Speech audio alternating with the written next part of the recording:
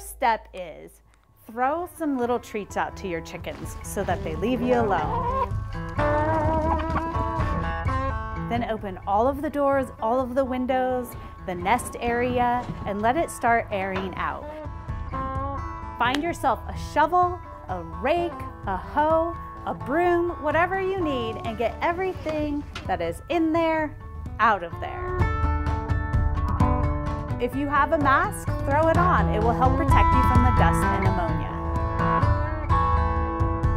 Now that the coop is all cleaned out, you're going to use a product called Sweet PDZ. Sweet PDZ is a naturally occurring element that helps absorb the ammonia from the chicken manure. So we're going to sprinkle it lightly at the base.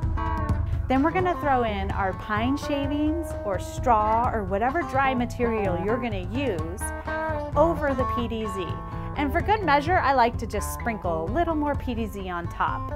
Paying close attention to where your chickens roost, because where they roost is where they're going to poop the most.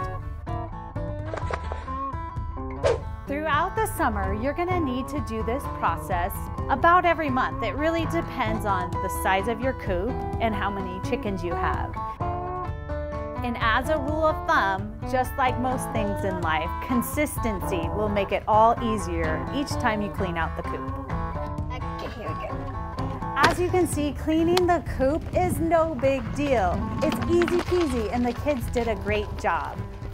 I hope we've given you just what you need to go out and get your own backyard chickens.